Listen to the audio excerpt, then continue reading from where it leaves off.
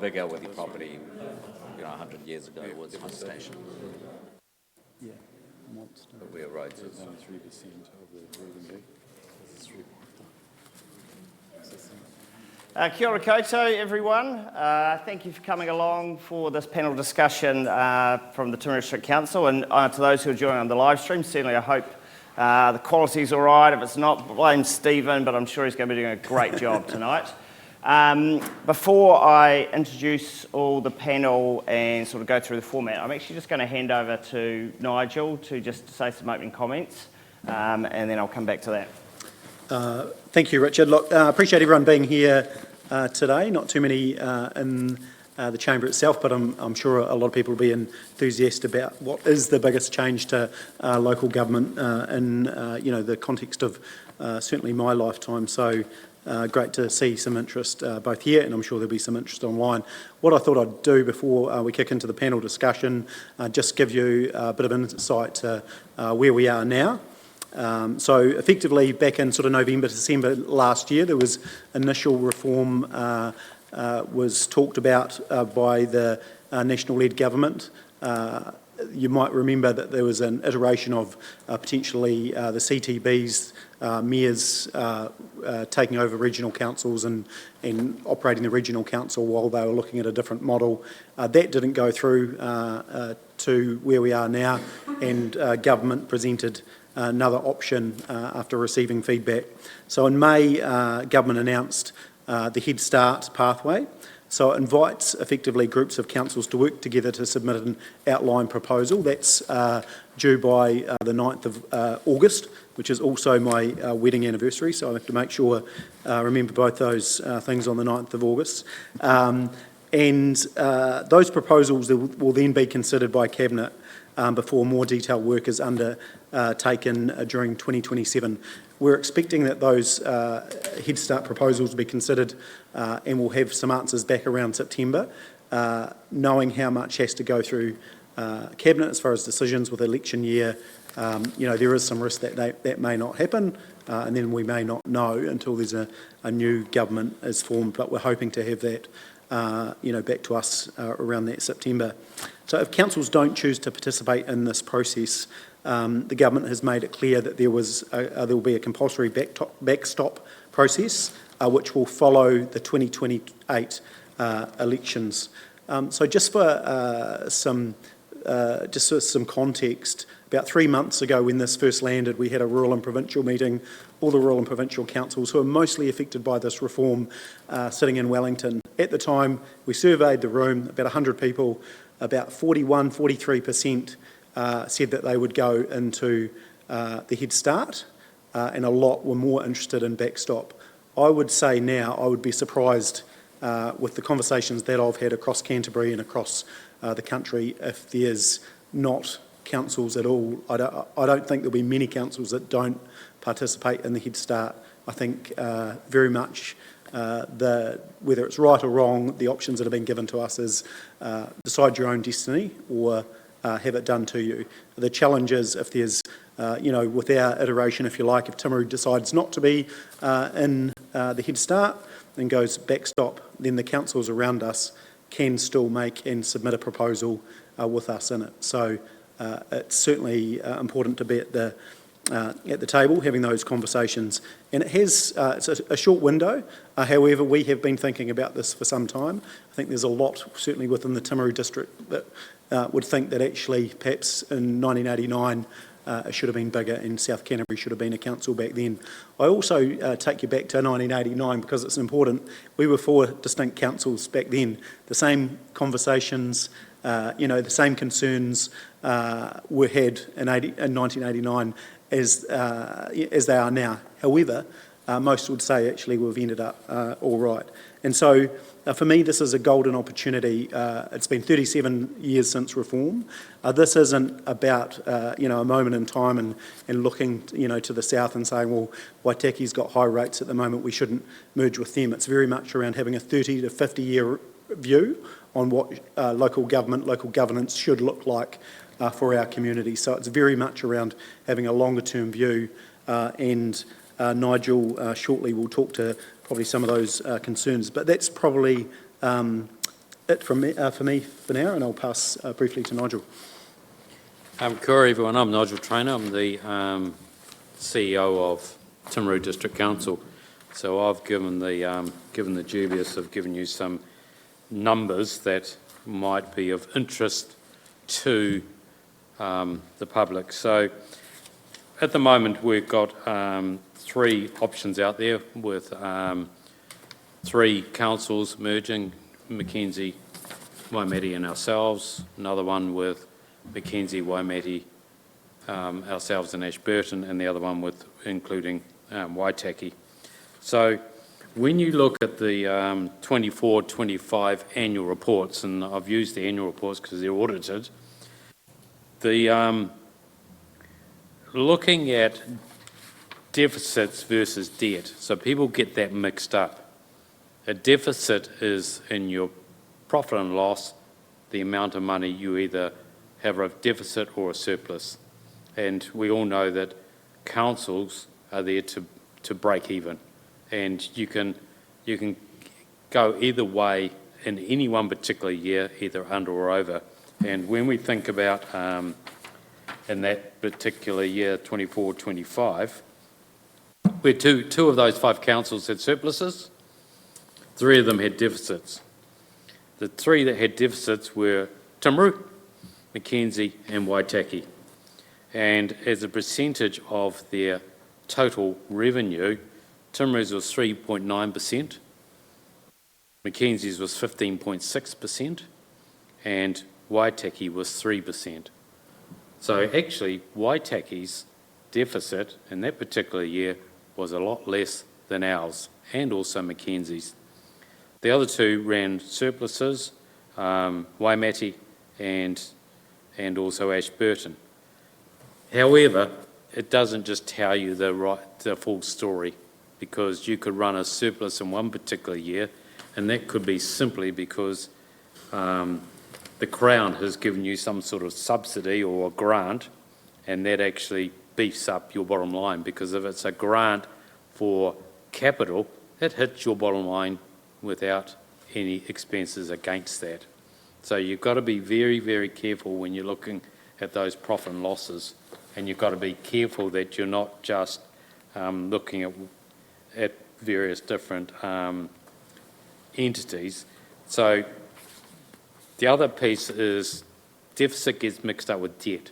Now, debt is actually borrowings for particularly capital items. Those capital items that we buy by using debt are long term. And when you look at Canterbury as a whole, the highest council with the most debt is Christchurch City Council. The second highest is Timaru District Council. Then the third is Huranui. 4th is Ashburton. 5th is Selwyn. 6th is Waimak. 7th is Waitaki. So when we talk about Waitaki having high levels of debt, they're actually very low.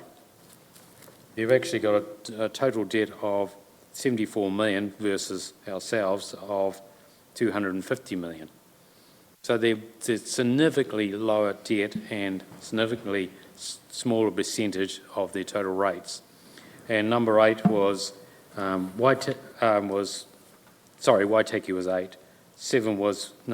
8 was Mackenzie, 7 was Waitaki, and 9 was Huranui, and number 10 was Waimate. They have the lowest amount of debt in Canterbury. So the partners that we're going to be potentially merging with, they have a very different mix of debt, and for whatever reason.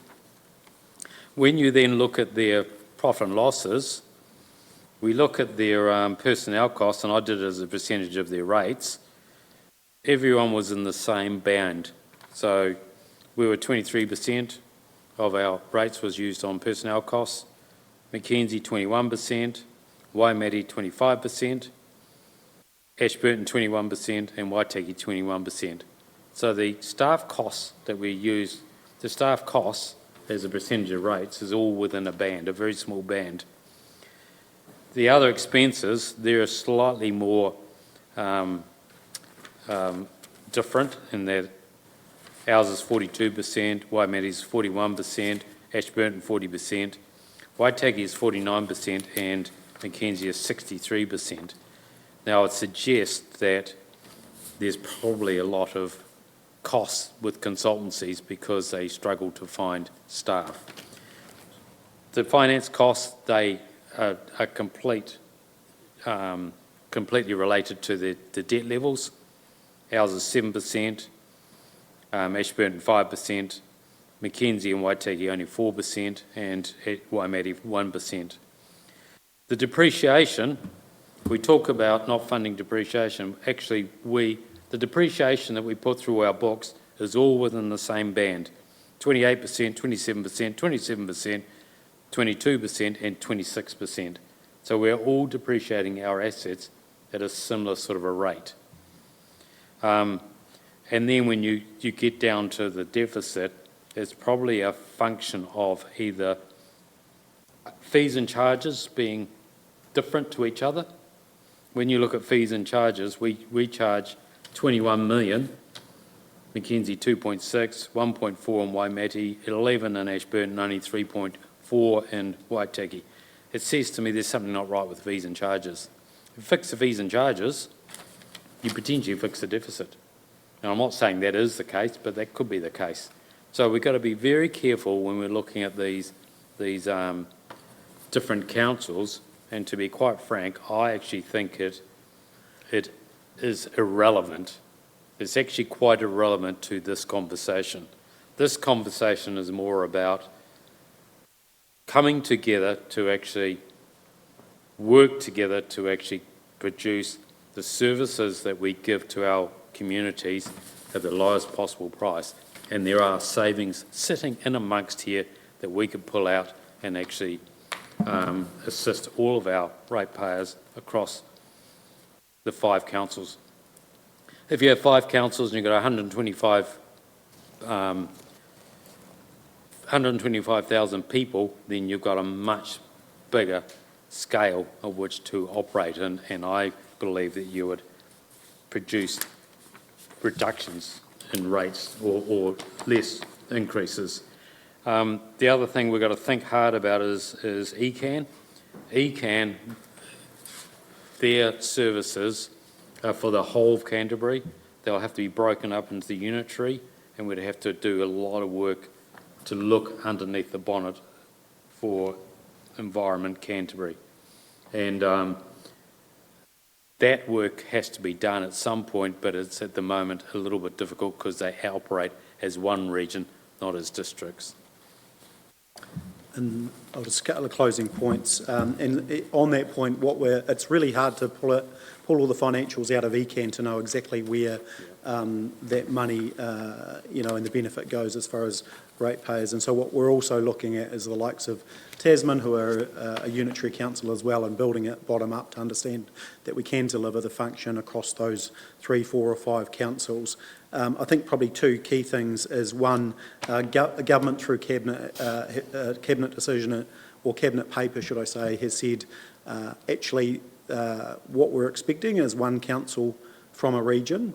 However, with Canterbury and Waikato, and they've sort of singled out Canterbury, because it's quite complex, they expect up to 3 councils. So when you say up to 3, if you put in a North Canterbury, a Greater Christchurch and a South model, that's your councils. So to actually say, is South Canterbury a real option with what the government's put in front of us? I would actually say it's probably not realistic and not what the government would expect back. And if we put that forward, we'd likely end up in the backstop process. Just probably a key one, we look at amalgamation and we think centralisation. This is also decentralisation. So there's some opportunities that sit in this. We always talk about urban and rural voice. with Environment Canterbury now, there's a feeling the more south you go that some of those decisions on regional policy, etc., are made by the urban councillors in Christchurch. This is an opportunity for rural voices to have decision-making over the things that matter to them. So you've got both centralisation and decentralisation happening, and it's a real, in my view, a real once-in-a-lifetime opportunity to just rethink how we can do this. Pass back to you. Thanks, Richard. All right, well, thank you to Nigel. So, as you can probably hear from some of those numbers, it's a complex topic. I read the 50-page briefing that the council went through in June. It was scintillating reading. It took about 3 nights to get through it. There's a lot going on, but I'm just going to give the real 101 simple version. I know probably a lot of people within the room are following it closely, but certainly for those online as well. Essentially, the government's turned around and said we want less councils. We want less councils and we don't want regional councils anymore. The likes of ECAN, we want to absorb those into our district councils and form unitary authorities. So that's the plan, right? That's what the government said, and they said to the councils, you guys sort it out. You guys come up with a plan, and if you don't, we'll tell you what you're doing. And I think there's a phrase that's been bandied around, it's better to be at the table than to be on the menu. So it's great that our council is having these conversations and that they're also doing some consultation. The government, from what I can understand, someone might correct me here, has told councils you don't need to consult on this. You can just go ahead and do what you want and come back and tell us what you like. It's a massive decision, and quite rightly, a majority of councils are forming some form of consultation process, but there's certainly not the time to do a full process that you normally would for a significant decision like that. So there is, at the moment, an option to vote on your preferred option. The council's put forward 5 options. Option A, and I think we get this in the right order, is a council form using the South Canterbury councils, so Waimati, Timaru and Mackenzie. The second option's including Ashburton. The third option includes Waitaki. And the fourth option is to let the government sort it out. And the fifth option is you come up with a better plan and let us know. So that's what's out there. You can, please, I encourage you to submit and to put your views forward. But the point of this panel tonight is to be able to give you the opportunity to ask questions. So you're going to be asking questions from the room and from the live stream. If you don't ask questions, we'll be finishing a lot earlier, which is not too bad, but please engage. So I'm going to give you a bit of time to think of some questions. I'm going to introduce the panel and we'll start them off with a question. So we've got obviously our Mayor, Nigel Bowen. We've got our Chief Executive of the Timaru District Council, Nigel Traynor. Ryan Brosnahan, who is here, I guess, representing Arawhenua, but also a board member on our Community Trust here as well. William Ralston from South Pacific Sierra. Look, I don't even think I'll go into the list of things you have achieved and been involved in. But certainly been very significant influence in our rural community, not just here locally, but across the country. We have Jania Lobb, who will be representing Grey Power, I assume. Well, also, this is the second rodeo for me. I was there last time around 40 years ago. So. Right, in 89. I didn't want to bring that up, but yes, we've got some experience in the room. And we've got Greg Anderson, who is from Federated Farmers. I'm now on the national board. He is also my chair at the Araki Foundation. So thank you all for giving up your time to be here. So I'm going to start you off with a question. And and I'm not talking about who we're merging with or how we're going to do that. What I'd just like to know is just an idea around what an ultimate outcome looks like for our community. So it's not talking about who we're going to partner up with. But what does it look like? What does that look like to have this bigger unitary authority? And I'm going to start with my friend Greg. I thought about this today when I saw the email. Really just, I'd like to see restored confidence in local government. I mean, from my travelling around the country with feds and that, there's a real disconnect around a lot of communities with their local councils, and to me that's bloody sad. So that's what I'd like to see. Renewed confidence in your local government. Okay.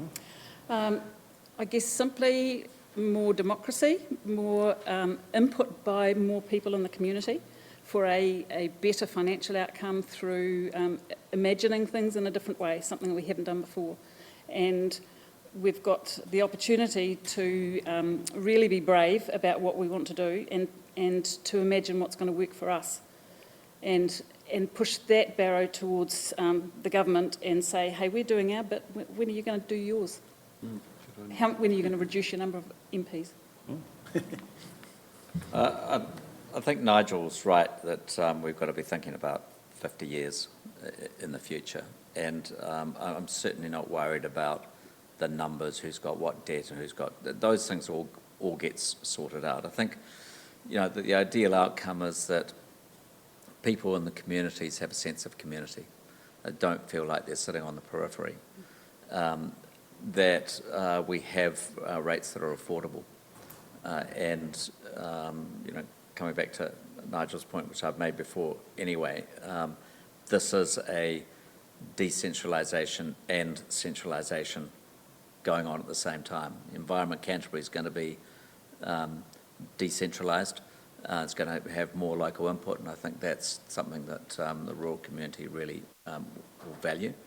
But on the other hand, the local councils, as we know them, are going to be amalgamated in some form, and I'm very for that because I think it'll create more efficiency and better outcomes from the rates. But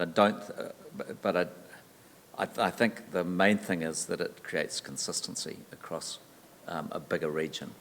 When I was doing Greg's job 10 years ago, we wrote to the local councils in Waimate,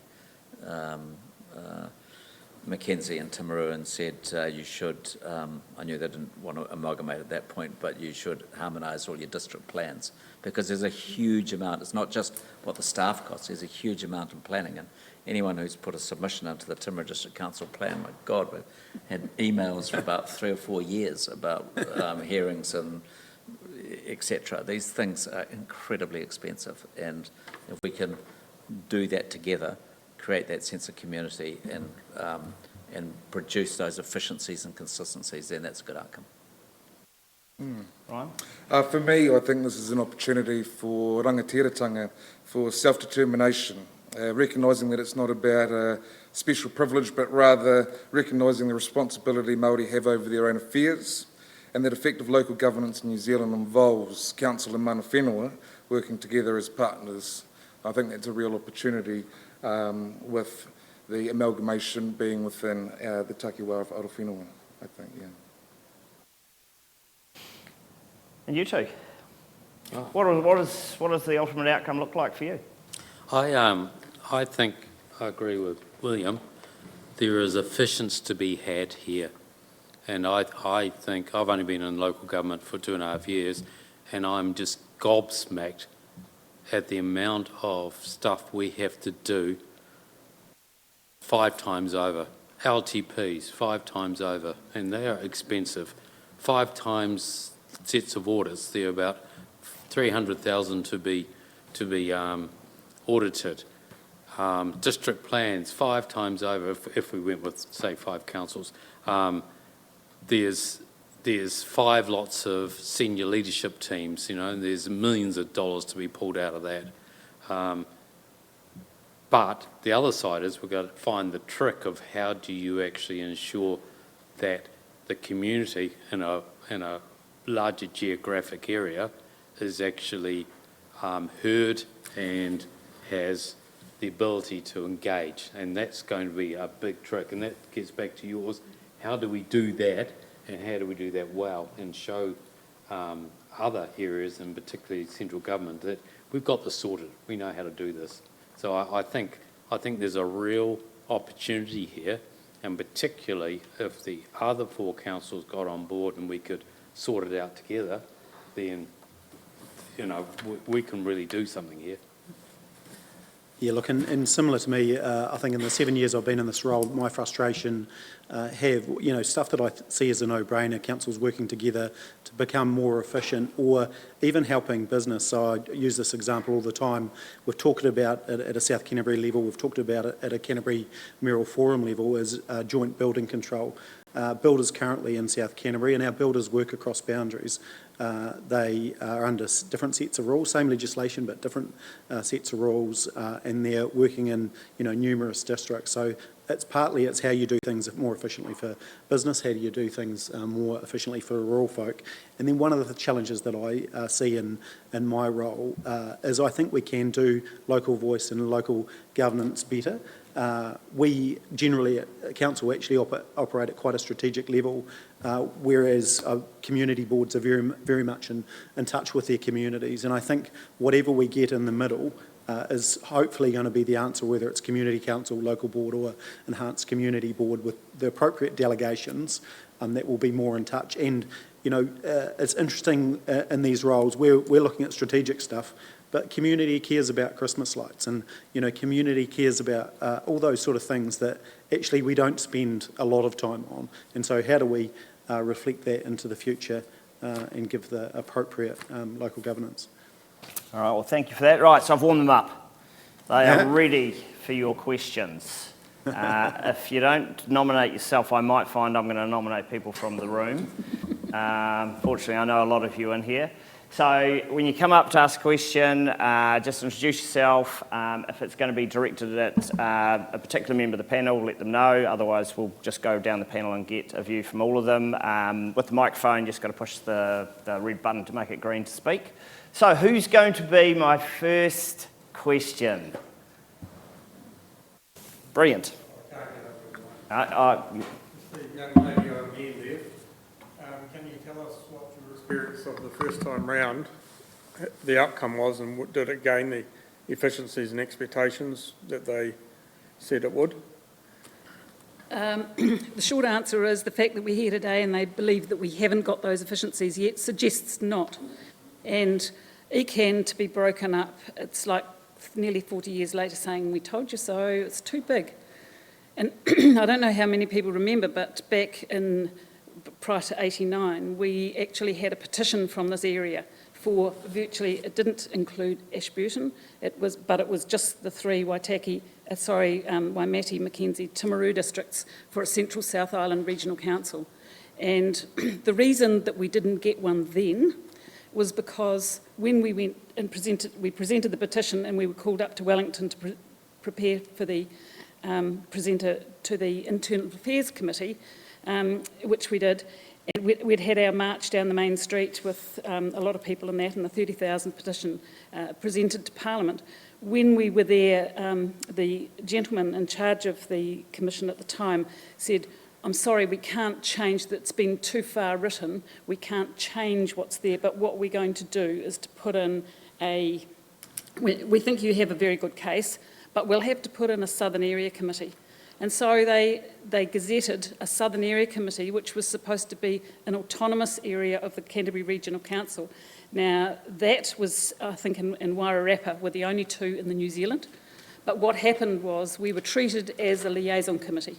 So we did good work down here. When Canterbury Regional Council did the economic study and said the Opua Dam is not economic, we down here said, no, go back and sharpen your pencil, try again, that's rubbish.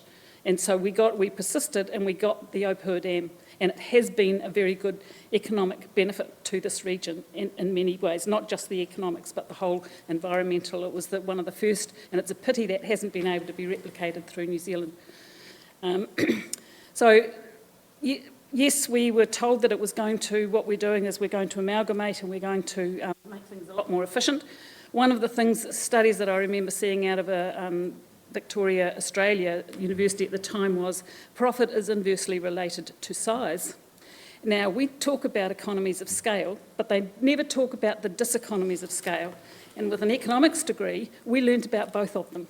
And there are certain size breaks that you get economies, and I believe that we can get that in certain parts of our district, like our catchment work and our water work, and there are certain areas where you can get economies of scale, and there are other areas where you get diseconomies of scale because the size of the organisation becomes so big, you add layers of communication and the timeline and so on through, and that's a real problem. So we have to imagine a new way of getting our cost centres so that we have them of a size that they are maximum benefit for the least cost. Not that we're trying to make a profit, but we're obviously trying to get to that break-even point that we charge our ratepayers enough to cover, or we charge the fees and so on enough to cover the area. So I find it a little bit ironic that here we are. We went from about 800 and over 800 territorial authorities back in '89 down to 86. This time, I don't know how many they're trying to get us down to, but it's a little bit ironic that doing the same thing and expecting a different result is actually known as to be definition of insanity. So we have to do, by doing something this time, we have to do something, not just straight amalgamation. I don't think amalgamation at the council level. We have to reimagine our cost centres, and to me that's where you hone in. And having been internal auditor at Timaru District Council many years ago also, for a wee while, the cost centres are very well captured in the accounting system. That could be done for each of the councils and then enterprised combined. I mean, there are lots of ways that you can actually have very good economies in the way you organise things. But also, one of the things that I've found is that people have been less engaged with democracy, the whole process. Who wants to be a councillor with that wide variety of things? And then to add the regional council, you know, all of those decision-making on top of the territorial authority, it's going to be a challenge for anyone to be across the board as a councillor for this one unitary council. So let's not go there, let's do something different. So that, again, based on cost centres, you look at how you can have your catchment or your pest. They used to be done separately and they got good results. But you have people that can get involved in committees at local level, at the catchment level, or at the regional level, or at the civics level in the boroughs. So that people want to put their hand up for a very small fee. They want to do it because they want to have a say in what their community does. And so we use that opportunity to engage more people. If you've got skin in the game, the decisions you make are much better than someone who looks at it in a salary and says, oh, that's a good job, I think I'll go on the city council for a while. So we've got to reimagine a lot of those sorts of things. And I think we've got a real opportunity to take quite a fresh sheet of paper and redraw how we go about things. All right, anyone else that remembers 89? Ryan, you're probably out of this conversation. For the amalgamations, anyone want to say anything around? Yeah, Greg? Yeah, it's interesting because I've got family history. My father, he was a Mackenzie mayor. Well, he was actually deputy chairman because in those days they didn't have a mayor, they had a chairman. And him and Bruce Scott fought hammer and tong to save Mackenzie because they wanted him to come down here with Timaru.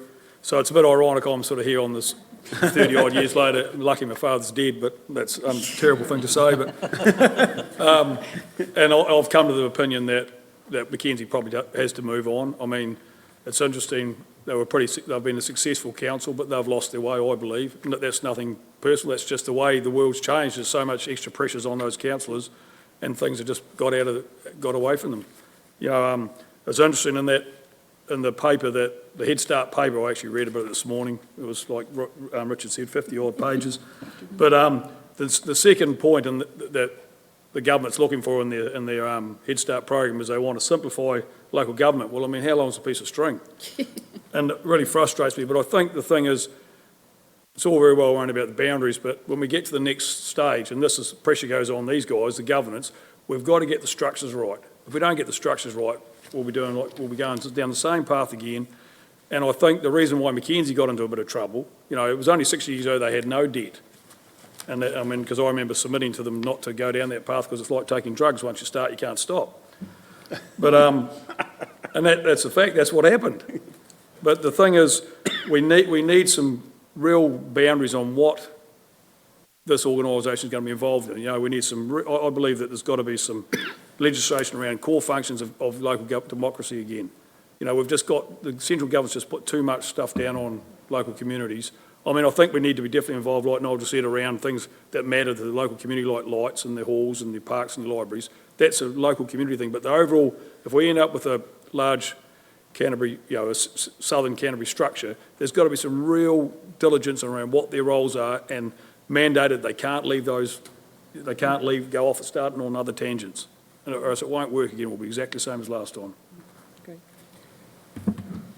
I think, I mean, the comment that was made about diseconomies of scale and economies of scale, I think is actually very pertinent to this conversation, because it seems that there's, well, perhaps in the last reforms, and I do remember those last reforms. In fact, I remember the catchment boards. But I guess the thought was that the functions of Environment Canterbury were helped with economies of scale. But actually, I think it's quite the opposite when you're looking, as you said, when you're looking at catchment groups and you think about the old catchment boards where the regional officer or whatever it was called, knew everybody on the river and knew the river, walked up and down the river, twice a month. And now you've got someone in central Christchurch who doesn't know, asks you to point to it on the map because they're not quite sure.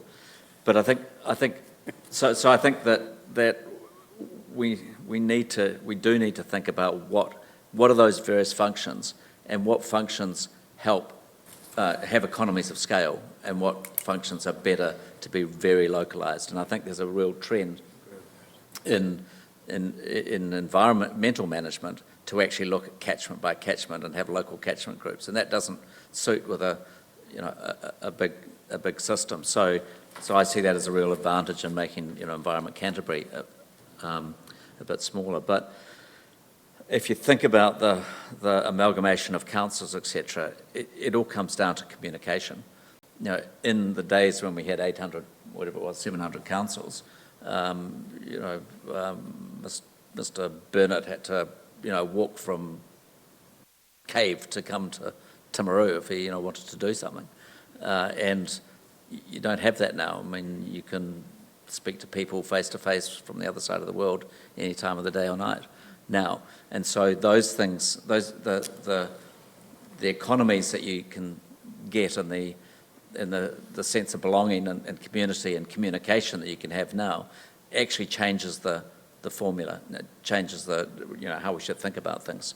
So I don't have any answers, but I think that's something that the council really needs to think about, or at least the council's coming together. What are the things that are better pushed together, and what are the things that are better localised?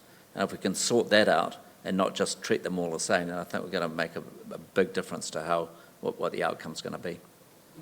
Brilliant. All right, I'm going to take another question. Thank you for starting us off. Number 2. Yeah, it'd be great. Thank you.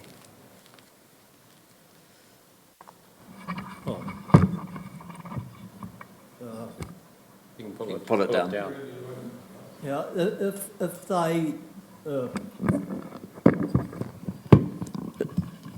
if they divide Canterbury up into 3 regions, there'd be Waimak and Selwyn, one and Christchurch City, and the rest of us down this way. How are they going to divvy up looking after the rivers, say flood control and coastal erosion? How are they going to work it so it's everyone's paying their share? Well, I mean, you've got Christchurch with a big population looking after a duck pond in Hagley Park, while the rest of us have got rivers and lakes all over the place. How are they going to do it so it's even? Right, it's a great question. Nigel Traynor. Well, I'll start, even better. Right. Yeah, perfect. All right, we'll start with Nigel. I think that gets down to that economies of scale again, in terms of who does it. Is it going to be the 3 unitaries together, or is it going to be each individual unitary? And that's something we're going to have to work out. And one of the things I think about is that very point, that population in Christchurch, 400,000 of them, should they be actually contributing to the function of looking after those rivers? And there's no reason why they couldn't be contributing to a lead unitary. So it could be our one. It could be our one as the lead for rivers, or it may not be. And I think that's got to be worked out, is how do you pay for that river? And sometimes it is better to have it closer, but again, how do you pay for it? And I think that's got to be worked out across the entire Canterbury. I think this gentleman makes a good point, and that is that Christchurch is paying for a huge amount of Environment Canterbury's work, which is benefiting the regions. And I think that's the biggest challenge that we're going to have in these reforms, is that we're going to lose the financial contribution of Christchurch and the greater urban Christchurch. The advantages that we no longer have to bend to their politics, but how's that, how do you separate the flow of money from the decision making? And people aren't prepared to put money into things they're not helping to decide. So I don't know what the answer to that is, and I think it's really critical that we know what the costs, what is Environment Canterbury spending in, let's just say, South Canterbury? What is Environment Canterbury actually spending in South Canterbury? What will that mean to our rates? Because we, as a farmer, we have pretty significant rates, and we don't want them to be doubling if they don't have to. And you think about some of the things that Environment Canterbury do. For example, flood control. We pay a targeted rate for flood control along the Otago River. That goes up to Environment Canterbury. The good people of Christchurch basically double it and send it back down to a local committee of people who are in the targeted rates. They then come to some conclusions and make recommendations to Environment Canterbury, and Environment Canterbury have always taken up those recommendations. So, that's worked really well, but what's going to happen in the future is that the good people of Timaru or the good people of Waimate who are going to be having to up their rates to make those different contributions. The government should have been up front with something as basic as that for a start. Yeah. Look, I don't disagree with you, and I think there's actually a difference, and I'm happy for someone to tell me they might be wrong, but I think there's actually a difference between the management of our major rivers, the Waitaki, the Rangitata, the Ruakaya, and the Waimak, than there is for our local rivers like the Pariora and the Taio. Like the Overhead, that very flood prone, and that does a lot of damage when it floods. Yeah. So we want to know how they're going to divvy it up. Yeah. I think when you look at the rates, if these 5 councils came together and there was 125,000 people, it's around about the 35 million is our share from ECAN. Now, and I also had another look at Tasman's. Tasman does their own rivers, and they rate about $5 million a year for all of their rivers. Now, if you take that, and say you doubled it, well, there's a third of their ECAN money would go to rivers, and the other functions that they do are actually probably similar sort of vein. I think it can be done, but it's also pulling back the overheads. So you got to remember there'll be a whole bunch of back office overheads that are going to have to be rationalised across all 5 plus what we do for ECAN. So all that's going to have to be worked out, and I've got a view that it can be done. And those conversations are happening at a mayoral forum level across Canterbury around who pays. And I think probably the key thing for us is actually knowing and having enough data to be able to say we're confident that we can do the functions that we need to within this new model. Balancing though, so DIA or now MCERT have said when you put up a proposal, you've got to talk to the benefits of your proposal versus the economies or diseconomies of something else, and they're comparing what we put up to all of Canterbury, and all of Canterbury might have the benefit of the Greater Christchurch, subsidising rivers. We might be able to work through that. However, you've got to be careful what you wish for. So it is balancing the subsidy of Christchurch ratepayers versus having control over your own destiny. So, but those are live conversations, but we are aware. Very good question. I think I'll just add in, because that brings a really important point around why we support a catchment-based approach, because obviously the current local government system splits territories using borders that dissect ecosystems. And the biggest belief for us is why should upstream councils or decision makers or bodies or whatever it be make the decisions for the people or the bodies or councils downstream that'll be impacted or affected. So that was just my quick point to your question. Greg, I know you love talking about a river. Yeah. So I think, so we didn't want to talk about boundaries, but when you look at what's best for us, it's really from the, probably from the Rangitata down to the Waitaki, because that's our catchment, which aligns with probably, with iwi and local runanga, get the word right. And, I think that's probably the logical thing. We've got the Alps there, so that's really up to God what falls on top of there. Farmers aren't up there, so it's probably the logical path to follow, and you talk about, the gentleman asked about, Christchurch will be looking after the Waimak, because they're stuff without the Waimak, because Christchurch was a swamp as part of the Waimak, so they're going to have to look after that. That's where their water comes from. And I think, that we have got the size and economy to, I think that's probably what sort of lost their argument back in the 89 around, they probably didn't think we had enough horsepower to look after our rivers, but I think if it's managed efficiently and we get rid of that 900 people monstrosity in Christchurch, it'll be easier we can get the economies, hopefully. Yeah, I think there's some efficiency, and also rivers there's a lot of direct government grants that do need to still come through to support river management. But I take this gentleman's point about, if there's a disaster, being able to amalgamate the councils will help because we've got a bigger population base. Life doesn't happen just in little trickles. It comes in bigger waves. And so if you've got a bigger base, then you can put the money where, it's actually needed, rather than when you had 700 little councils all doing their little bit. If they had a disaster, they just weren't able to cope. So I think that's one thing.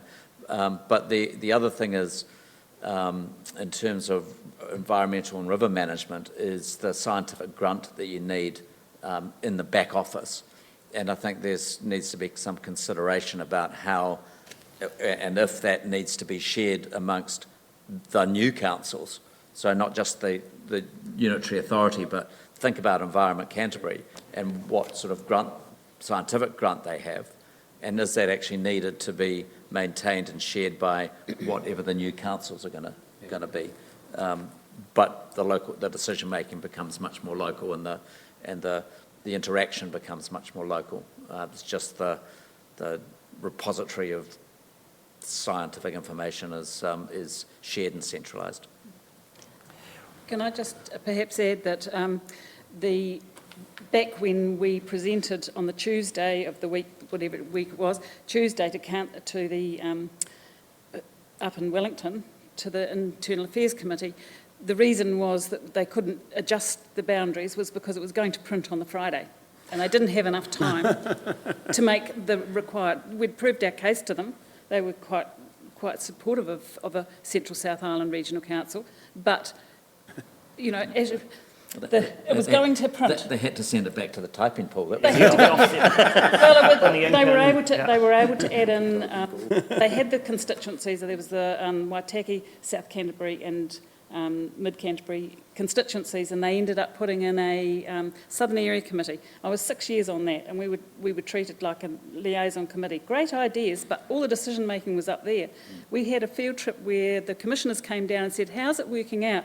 And said, "Well, we don't get to make any decisions. We get to advise and make our recommendations, but it's decided up in Christchurch." And he said, "Well, it's not supposed to be that. You're supposed to be making your own decisions on your own catchments." So we were always supposed to have that, and that responsibility right back from that first lot of legislation. So there's no way that we are not going to be able to do it for ourselves. And I think when you think of that economic advice we got from the Regional Council about the Opua Dam, don't be worried if you miss out a bit of their economic advice.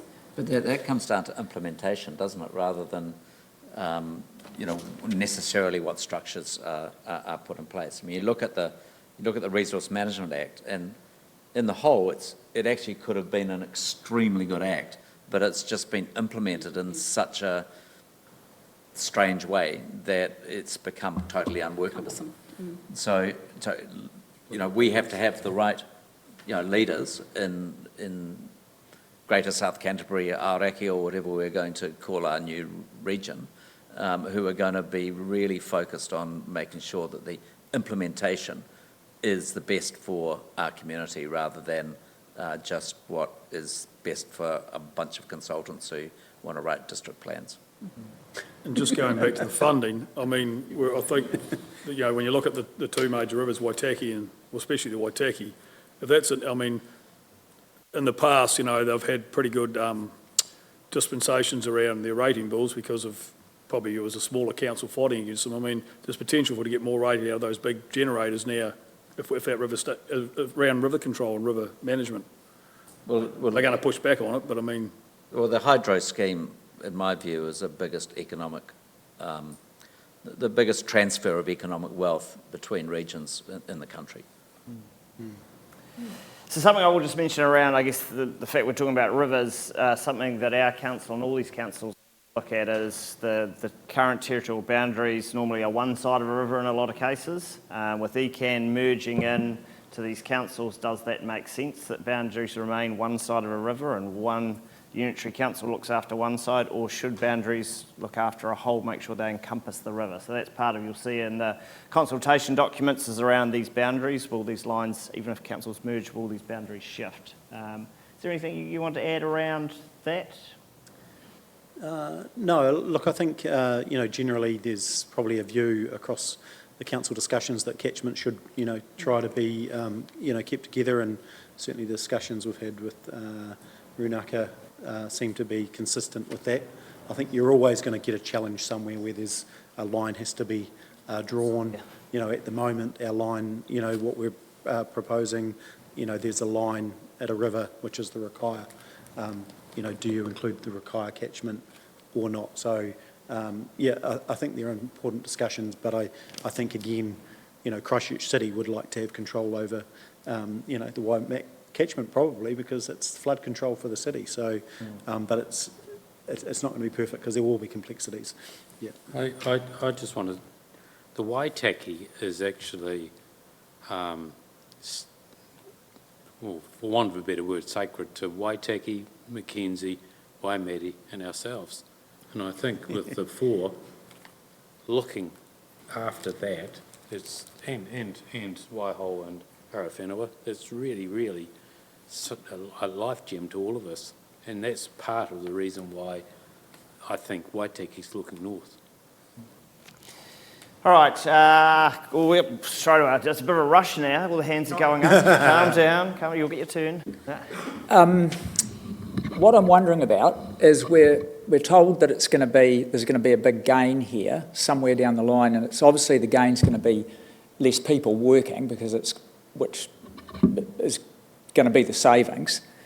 But if we're going to have economies of scale with Ashburton and etc., when are we going to get some detail on, by combining with those, we're going to lose X number of people because, say, the building division will be able to cover the whole area, and we'll have AI, of course. So when are we going to get some facts on actual dollars that we're going to potentially save? Not reading the briefing that the council got, there was a lot of may produce, and the economies of scale, as Janio said, it can work the other way. So I'm concerned that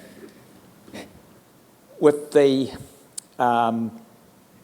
regional council, they've said we've got this big area and it's too big, so we're bringing it into regional or more local. But the council one, you guys need to make bigger. It's almost one competing against the other, and I can't quite get my head around when it drops down to what is it likely to save? Is someone, Nigel, are you going to produce something down the track which says we will lose this many people, so they're going to be made redundant, and it's going to cost us a lot less per year? Can you? So what the government's asked us to do by the 9th of August is come up with a high-level proposal. And that high-level proposal is strategic. And then if they like the look of it, they'll give us then 6 months from September through to March to put the detail in there. And that's when that work is done. The detail is then worked out, what will it look like. Now, it's fair to say there will be efficiencies, I believe, but there will also be some areas where you want to beef it up a bit, because there's probably out there areas where we're scant in terms of resource, and I'm only surmising here, but what we're trying to do is make sure that that rate take from the community is levelled off, that we're not growing. Actually, we're levelling it off. And that's the trick here, I think, in terms of making sure, and it's like what these people said, making sure those tiers are right in terms of the high-level stuff that's done in the new entity, the stuff that can be done locally and worked out. I believe there are savings to be made. I believe that, your SLTs, you think about it, there's about 8.6 million across the 5. You could do it for 2 point something. There's 6 million, bang, just like that. Currently, we're putting together our own altitude system. Waitaki's doing the same thing. You only need to do it once. There's one lot saved. So that's the sort of money that you've got to be looking for. Yeah. Yeah. But you'll be putting something on paper to say, this is more, I'm looking at more specifics rather than generalised stuff. And For the 9th of You don't August do it one, by then? 9th of August is fairly high level, and then in the next 7 months, you've got to get the detail done. Now, the other question, just one question. The government said, if you don't do it, we're going to do it for you. We've worked something out. Have they, a bit like negotiations, have they shown their hand of what they are proposing? They haven't. So in negotiating, they're trying to get you to show your hand before. Yeah, it's sort of... So supposedly there's a whiteboard with circles around it in someone's office, but I don't think that's the case. But to your point, it is, I think you make a great point, because there is a lot of assumptions that have to go into this, and that's why we're wanting to build it up and look at the likes of the Tasman models to be able to go and say confidently that we've got enough data sitting in there to understand that we can do what we believe, within the money that we're rating at the moment by the 9th of August. We're not going to, it's not going to be perfect, but to have a high level of confidence, because what we put forward on that date is likely to be, in ink. So I don't think a lot. I'm expecting if we from Canterbury put 3 councils up, it's likely to be unchanged. That's my gut feel. We'll watch with interest.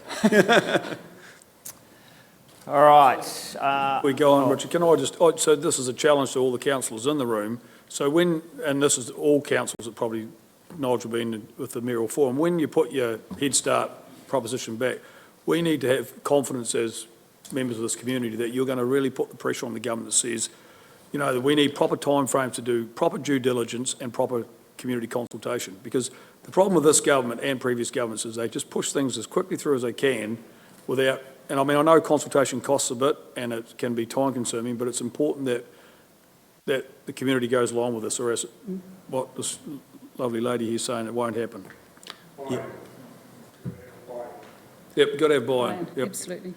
And it's got to be, part of the problem with this Head Start thing and this backstop, it's really just political. They got burnt, they saw how Labor got burnt around Three Waters, so they try to do it sneakily and making you guys come up with the decision rather than... Oh, yeah, exactly. Yeah. We know it's going to come back on us and say, well, you asked for it. Yeah, that's dead right. So, I agree, and that's the challenge.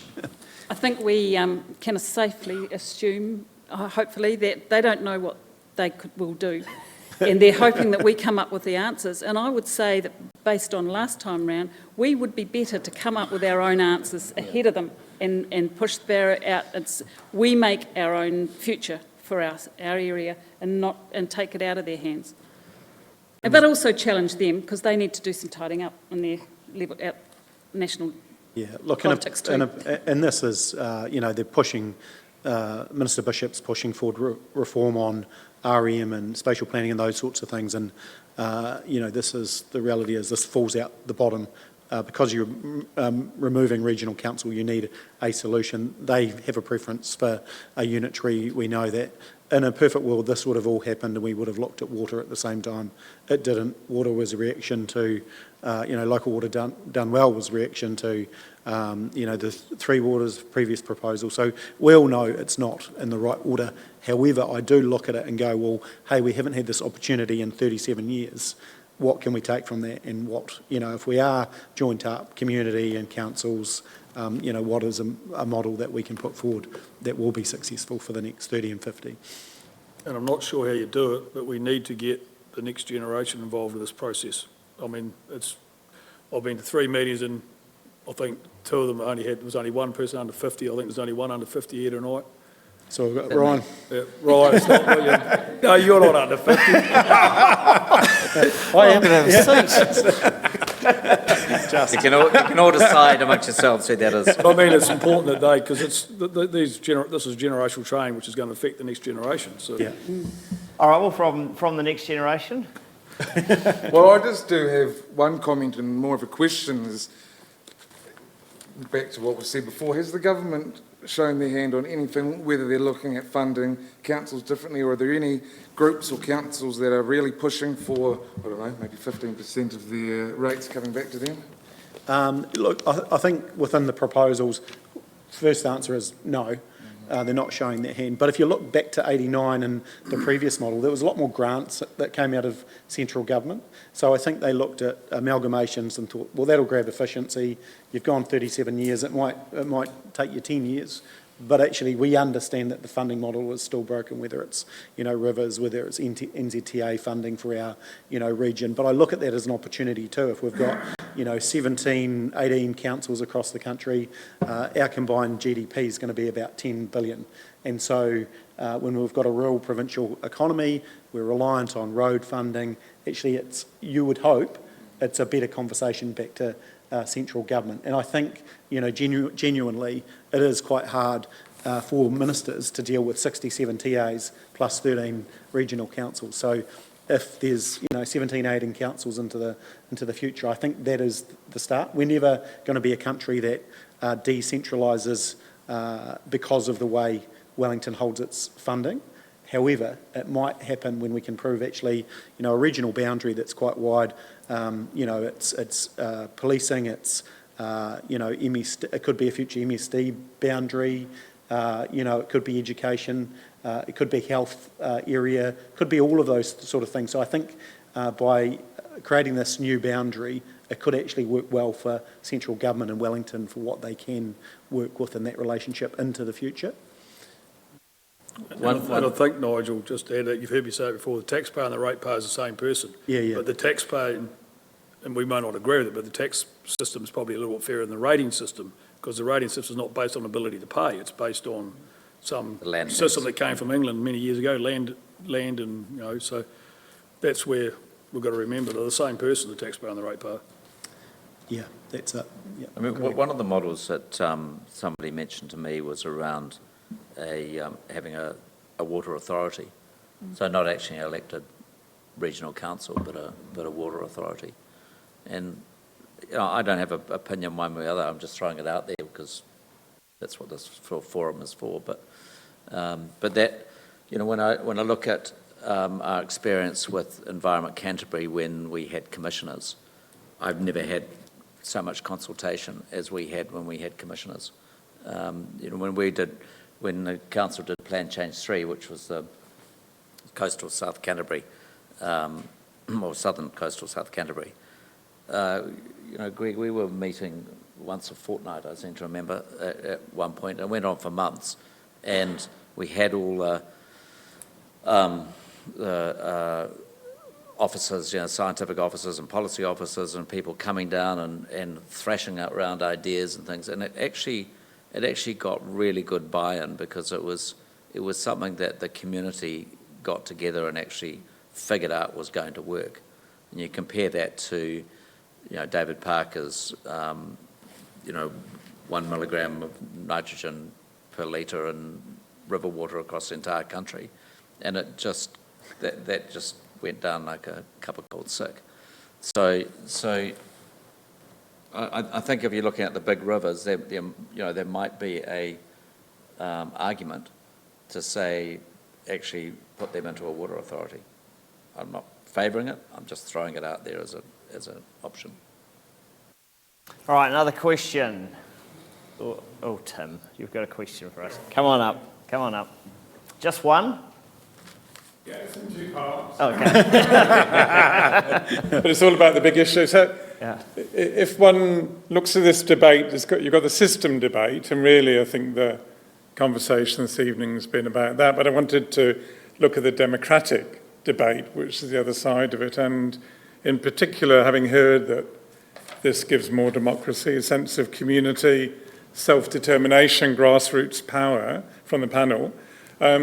Just thinking of two groups, people living in the Ashburton district, if we end up with the four together, how will their voice be organised and heard? Since I'm assuming this will be, in some sense, the centre of power, literally here. And then secondly, for Maori, who represent 10% of the population of the whole area, whose voice is not really present much at the high levels of local government now, how will they be heard more as a result of this?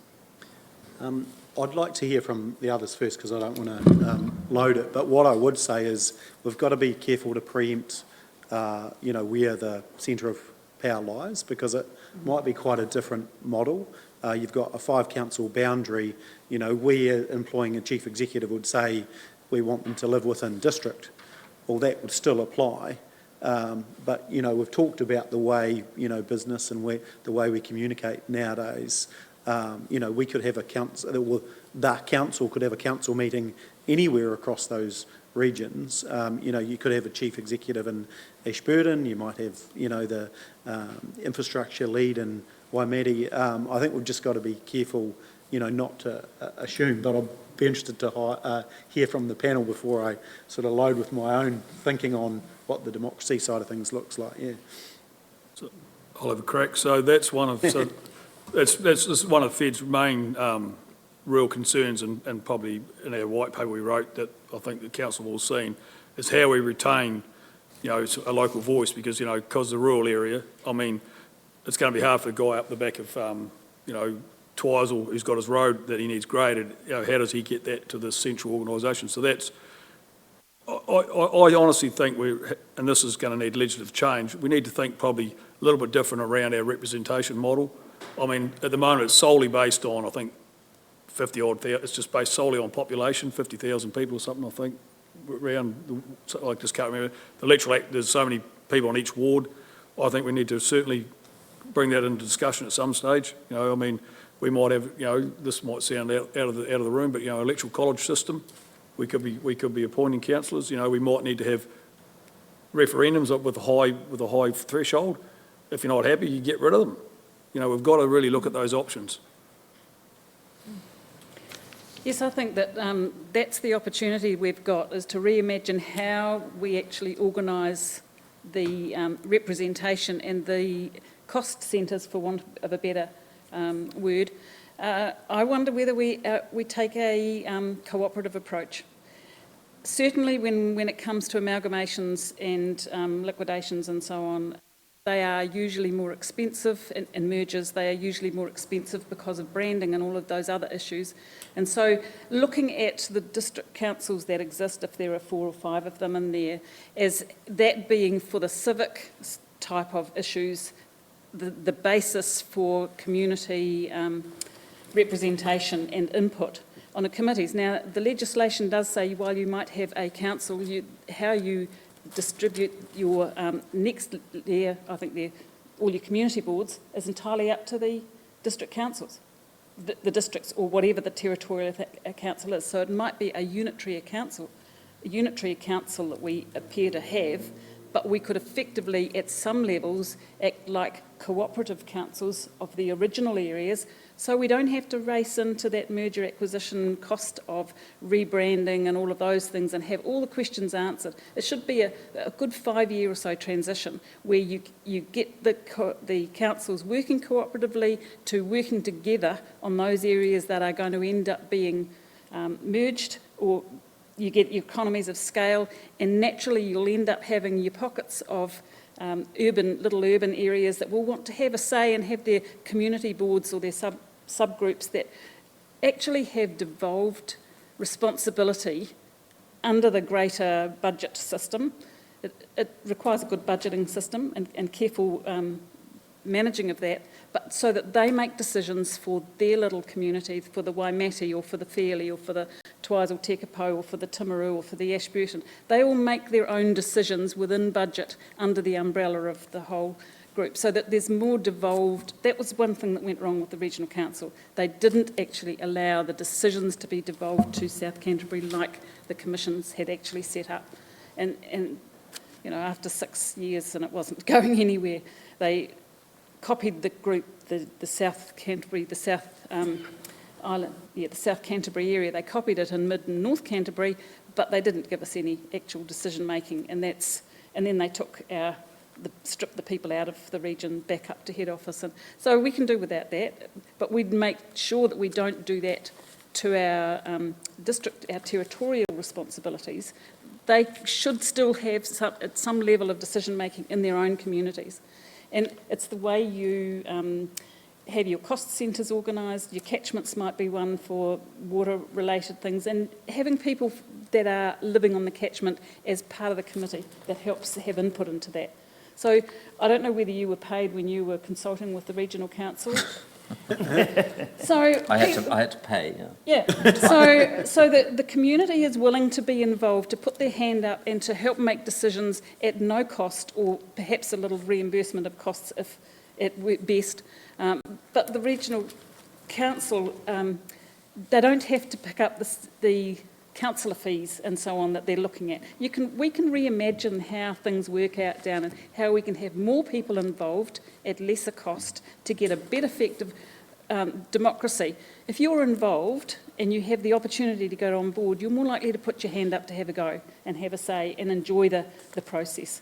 So it's how we engage. We actually have to go back out to the people who are in the area to be involved in the cost centre that they're invested in, whether it's catchments, whether it's roading, whether it's just the civics, what goes on in your township.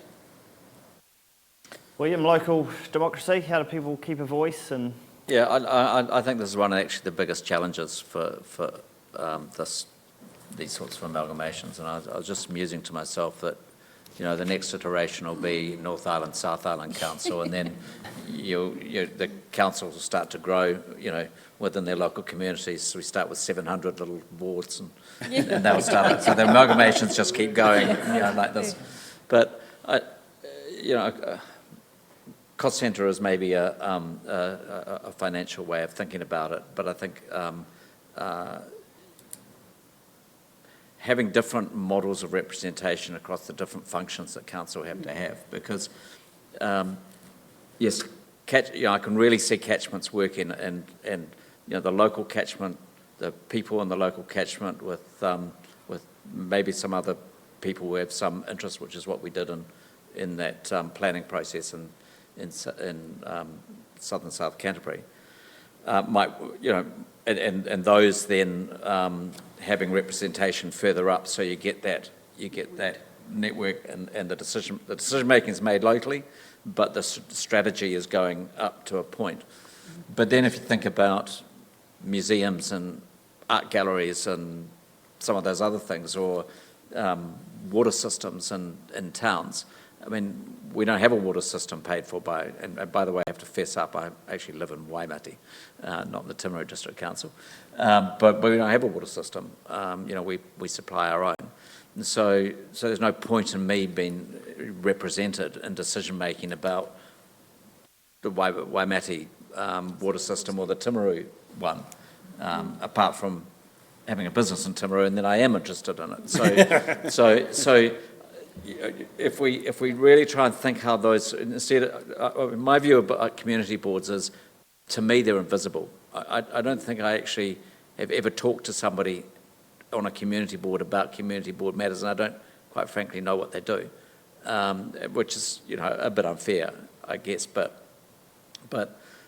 you know, you do see community boards being elected, but then, you know, what decision-making power do they have, and if are they focused around particular functions or not? I think it'd be better to have a completely different structure that catered to the problem at hand to the function that the council's doing. Ryan?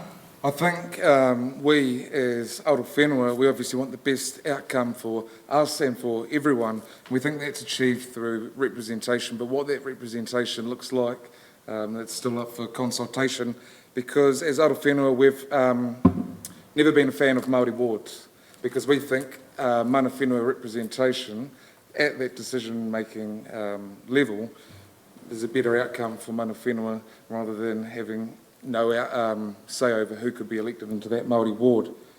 But where that representation is, whether it be at a local level, through governance of local facilities, it's, for example, the pools, libraries, parks, Theatre Royal, or is it at a regional unitary level? But that'll be for discussion later down the track, I suppose. Well, can I just ask a question? I guess not thinking of Arawhenua, but Ngāi Tahu, like this process that the council's been involved, is Ngāi Tahu is part of this process, or they are on the outer of this? Ngāi Tahu's has got Sam Broaden, the former district mayor of Selwyn. He's leading the process for them and talking with all the district mayors, leading it with Justin Tipper. Yeah, we've got Justin and Tania who meet regularly, or meet with the mayoral forum regularly, so yeah, they're at the table in that regard.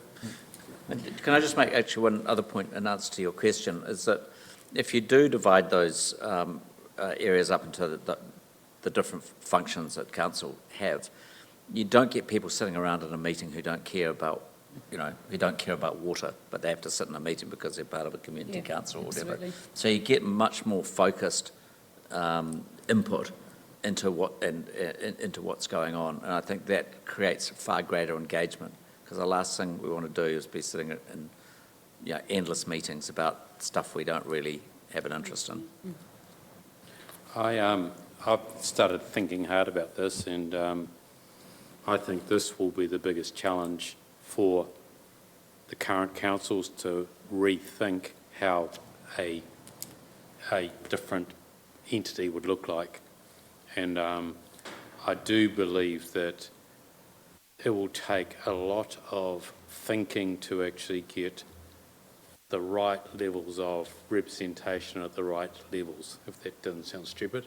But there does have to be strategy, and to me that needs to be thought through. But then you've also got to have local input at the very local level, and what does that local level look like? That needs to be thought through, particularly if you merge with 5 all the way from the Rakaia through to Palmerston. You're going to have communities that are going to have some sort of forum or delegated authority to actually do some stuff. And I think rather than worrying about the debt and the bloody deficits and all the rest of it, that's the key to it, getting that designed really well and trying to pick off the best around the world to say, how do you pull this together to actually come up with something that works? Also, those that stand for the council, whatever it looks like, they're going to actually have to be very, very good governors and allow delegations to be given out and allow people to go and do things, do great things, but also mistakes, and learn from those mistakes. So it's just like any other sort of entity, getting it designed well. And I don't think we've thought about that well enough at this stage, even right across Canterbury. All everyone's been doing at the moment is drawing lines on a map and saying, we can merge with them, we can merge with that. And it felt to me it was more of the same. Actually, there's an opportunity to do something very different. Absolutely. You brought up a good point. What are they doing in other countries? Exactly. I mean, So it depends on what the councils do. So some councils do all the social services, other councils do smaller things. You go right from localism, where you've got councils with small, very small councils, all the way through to very large ones. And you've just got to then start working that up as to what would fit for us. What would fit for us in a geographically big area? Because we're if these 5 councils come up, we've got 58% of the Canterbury land mass within this council, 58% of it. That's 26,000 square kilometres. So we're going to have to think about how do you get the right communities to actually take leadership locally, but also be pushing up into the overall council. And it's going to take a trick. With, sorry, yep.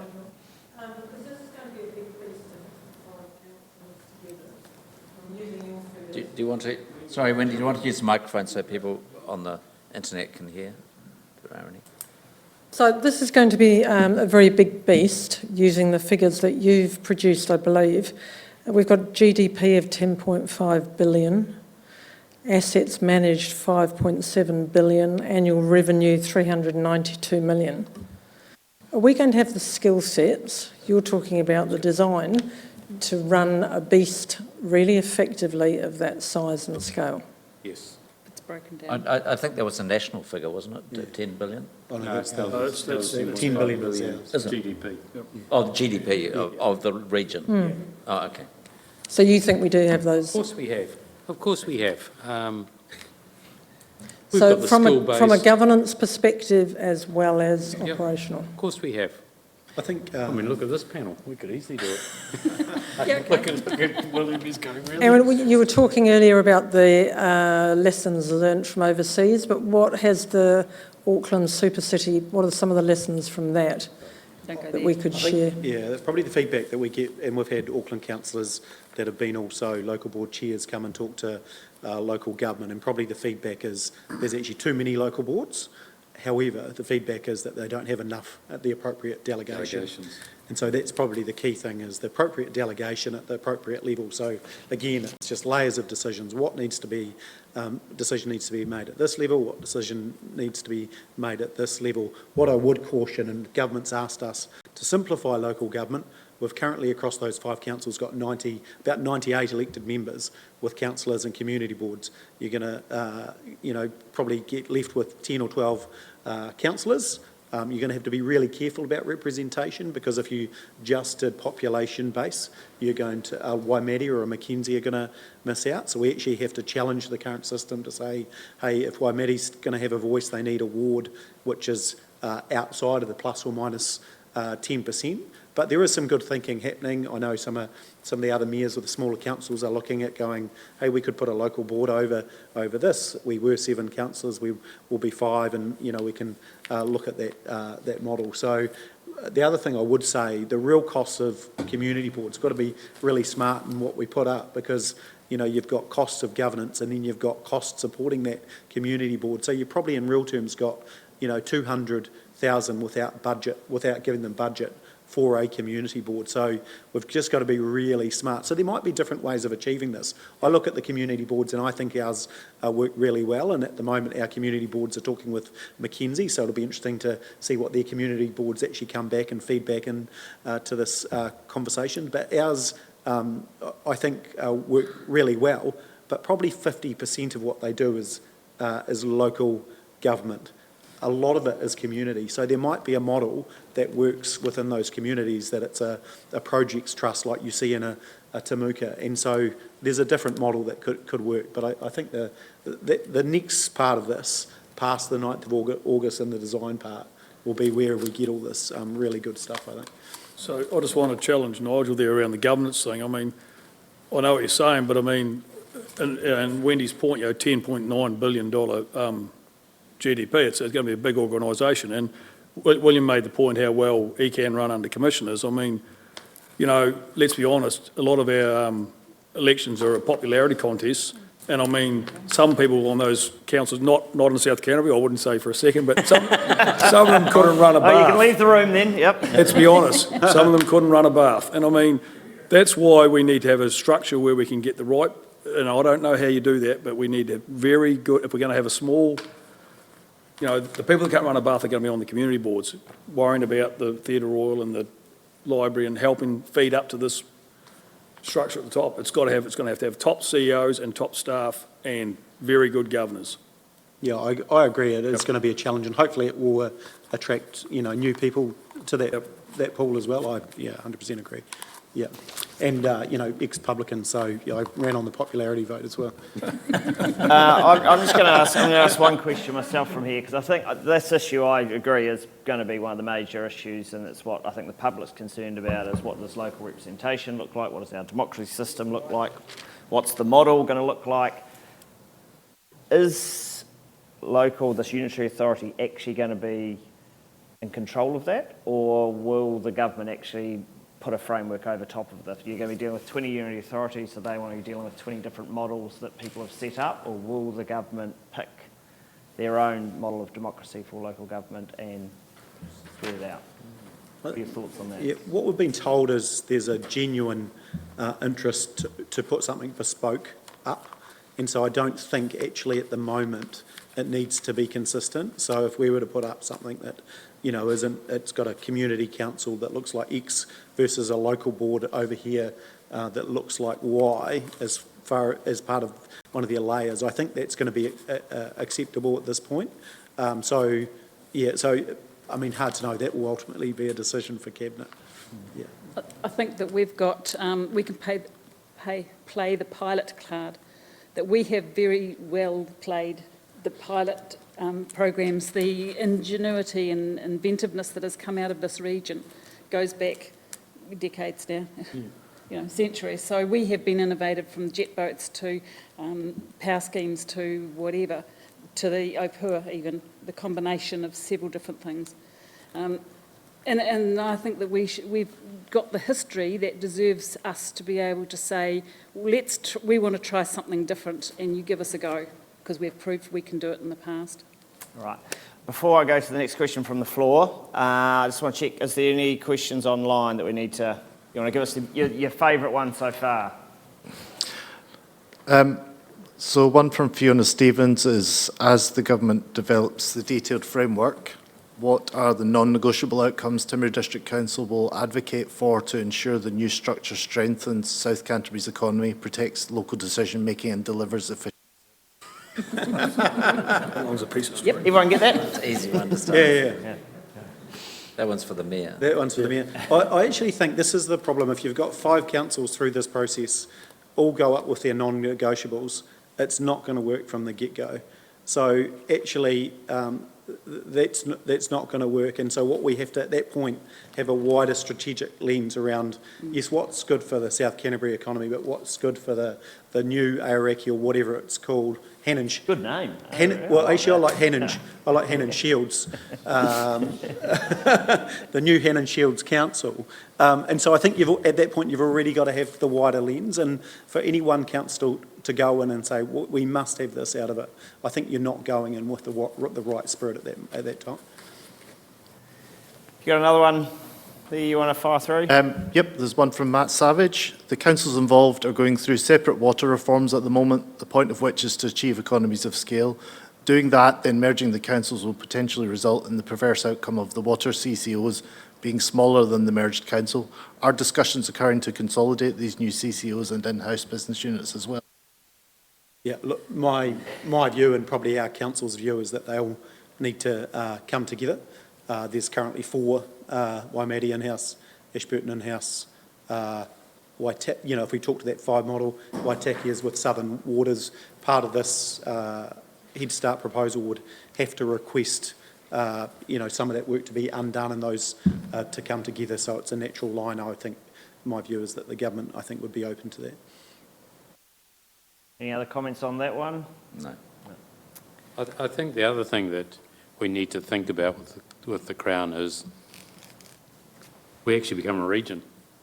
So for spatial planning and for water and so forth, we become the region, and we foot it with the others as a new region that actually has a direct line to the Crown rather than having to go through Canterbury. So that's to me needs to come through loud and clear in that proposal.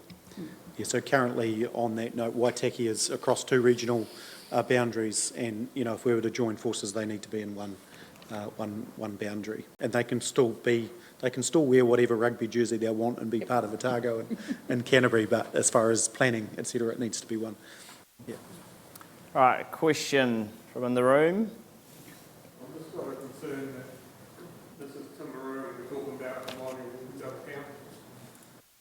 What are their views on how they feel about amalgamating the size of the talking about?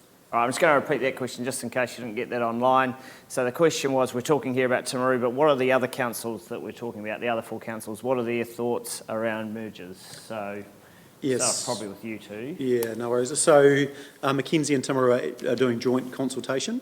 We're obviously working strongly with them on water, and so they're very much of the view. Waimate is of the view that they need to come through as well. Waitaki's just sort of made a decision that their preference is to come north.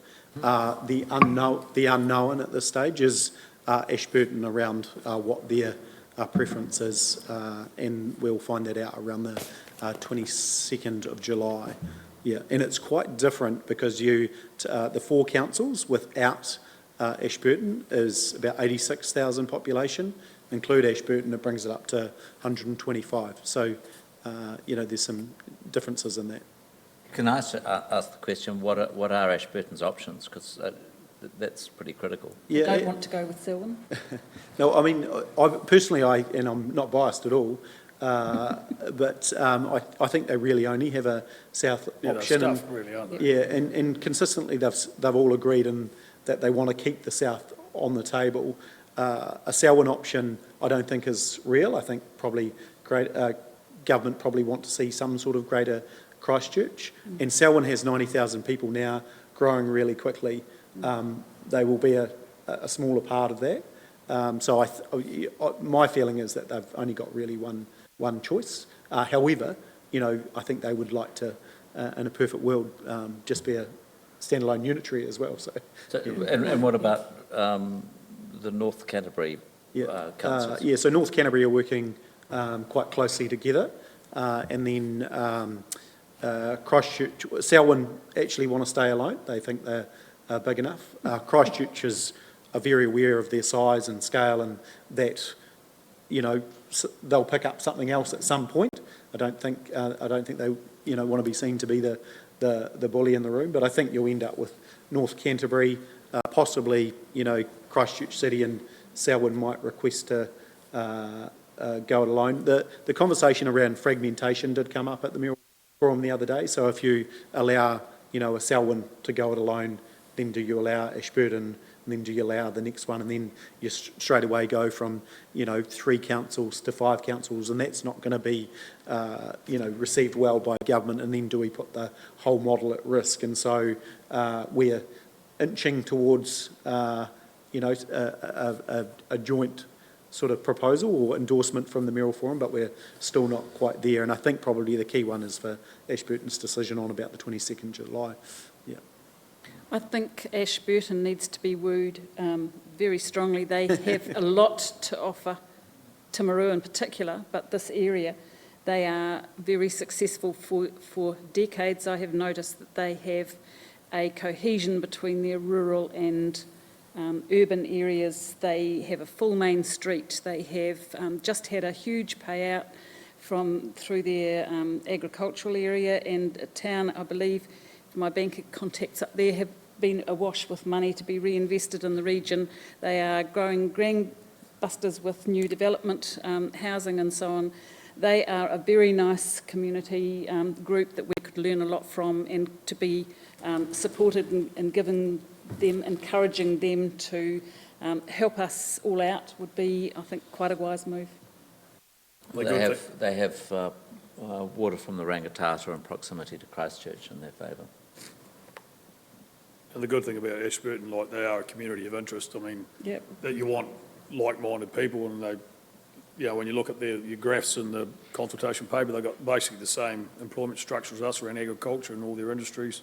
So that, they're a logical choice if they come this way. Yeah, we're definitely in favour of Ashburton joining with the district councils down this end, because obviously Aotearoa was Takiwā, just set out in the legislation, is from Aoraki to the Waitaki to the Rakaia to the ocean. And that encompasses all those district councils, and it'll be very easy to deal with one of us. We go over the river, we've got to deal with more, don't we? All right, we've probably got about another 20 minutes. We're actually probably about another 10 or 15, and then we might wrap up from here. Final questions? Well, say 20 years down the track, you'll get a government that will say, oh, big councils aren't working, we'll go back to small councils. So do we look at having some higher authority who can overrule cabinet ministers? say like a ombudsman who can turn around and say, this is no good, tear it up, go back to the drawing board and do it again. You want a king? We don't want a Donald Trump. house like they have in the UK or America. We don't want these systems. And we don't really want an elected. I think it's an excellent question, but it might be a little bit big for the conversation for these people today as to whether we are going to supersede the New Zealand government. But what I do think probably is a pertinent question is to them is what about changes in government? Obviously, we've got an election coming up. This has been driven by the national government at the moment. You know, certainly you'll have some views and we've been heard. What does a change of government do to a process like this? We did challenge recently the local government spokesperson for the Labor Party and said we've got a key deadline being the 9th of August. It'd be great to see some local government policy before then. Time's ticking and I don't expect to see any local government policy before then. But if you look to the, and I was on the stage with this individual, nice man, and I said to him, he goes, oh, we're not likely to do something over councils, to force amalgamations.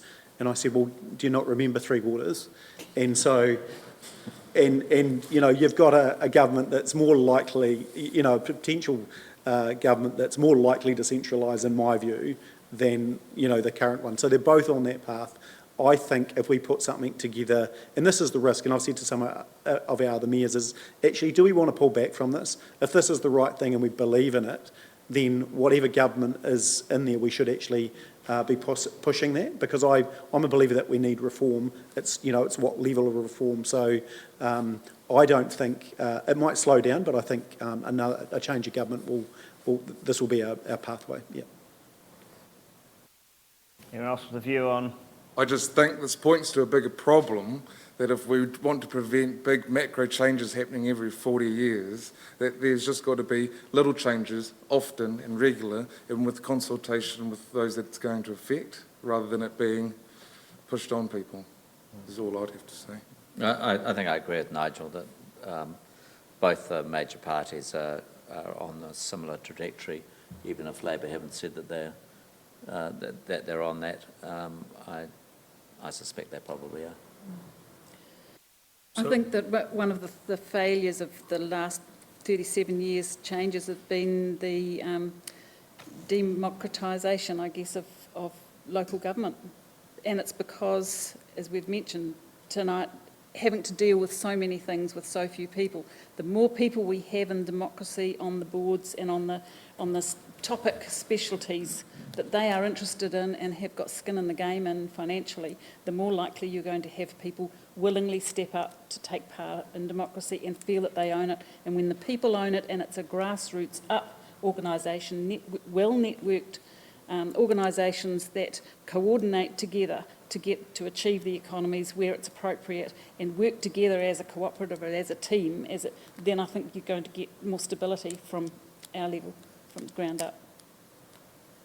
So I've got a question that goes back to the councils again. So number one on their kickstart thing, as they said, does it support the new planning system? Well, I mean, you guys know that the planning system, we don't even know what it really is yet. We've got a fair idea.